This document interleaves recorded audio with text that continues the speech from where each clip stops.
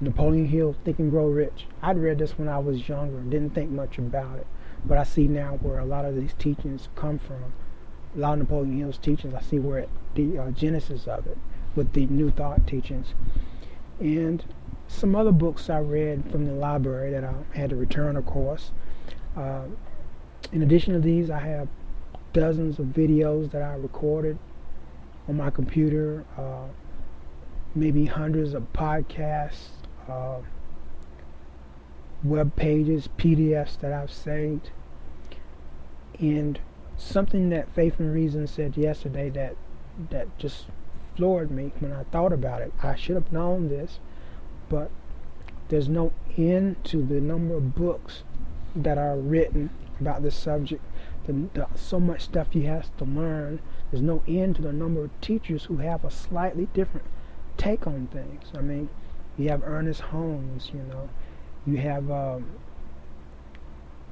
Joel Goldsmith in The Infinite Way, you have Joseph Murphy, Neville Goddard, you have John Murray, you have the Christian Science movement, you have Phineas Quimby. All these people have a slightly different take on it, and you go from one teacher to another looking for somebody that'll help you manifest and see an answer to your prayers. And then you have the whole law of attraction phenomenon. It's no end to it. And what I found is that my constant study into this stuff took me away from truly in-depth study of the Bible. If I would read a complete book, it'd be one of the short ones. For instance, I read Ephesians I don't know how many times. I read Romans I don't know how many times. But as far as going through all the Gospels, going to some Old Testament, I didn't have time for that. And then again, some of the things that I've taught in New Thought, I don't believe at all. I have great concerns about the teaching. They don't sit well with my spirit at all. Number one, the idea that God is not a person or a personality. He's a force, a principle. He's life, he's love, but he's not a person and an individual. We all are God. Everything is God. It almost is pantheism. In my limited philosophical understanding, it seems like pantheism. Because there's everybody. If God is everywhere and in everything, then everybody's God.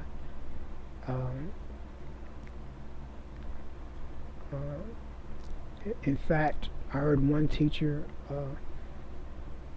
religious science instructor, who was teaching the law of attraction based upon the film The Secret.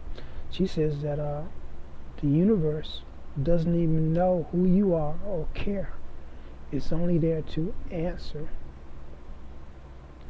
your prayers, to manifest your prayers or what you think. And I disagree with that firmly. It goes against what I know. God revealed himself to me at a very young age as my Father. Jesus said God's our Heavenly Father, that he loves us, that he wants to heal us, bless us, give us peace. He wants to reconcile us to him. The other thing is the fact that they teach that Jesus is not the only Son of God or a unique Son of God, that we all are sons of God. And in a way, we are all sons of God. In fact, the life, death, and resurrection of Jesus Christ gave us the power to become sons of God. We become sons of God because of what Jesus did.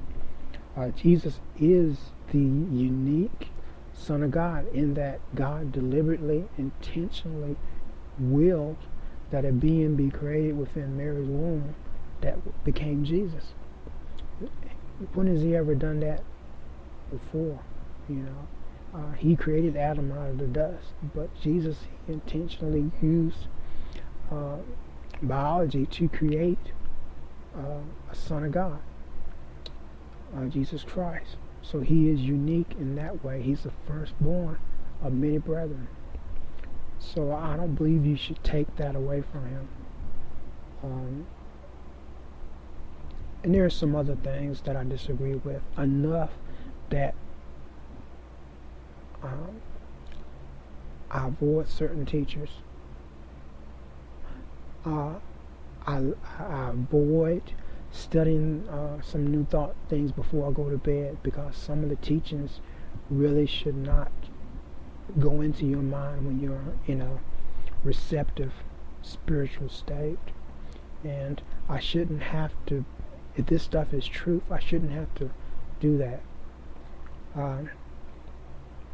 The bottom line is, I believe I had to give these teachings up. I must have misunderstood. Obviously, I misunderstood what God was trying to teach me during the fast about faith and prayer and seeing my prayers answered. Obviously, Satan took advantage of my history and my inclinations, my desire to know truth, and he just put these things in my direction, and I took off and ran with them. But I always listen to what the spirits say.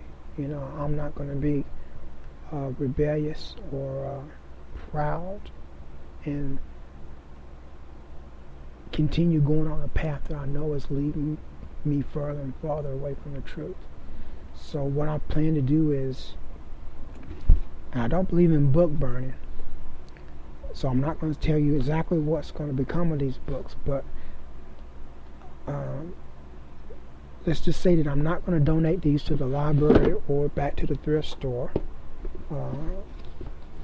I'm going to make sure that nobody else gets these unless they get them the same way I got them. But for me personally, these are not going to be any more part of my life, as well as the dozens of videos I have and all the podcasts and PDFs and all these printouts that I made and all this stuff. I'll get rid of them. So thanks to Faith and Reasons, an old man like me can learn things, and can learn things from young folks. And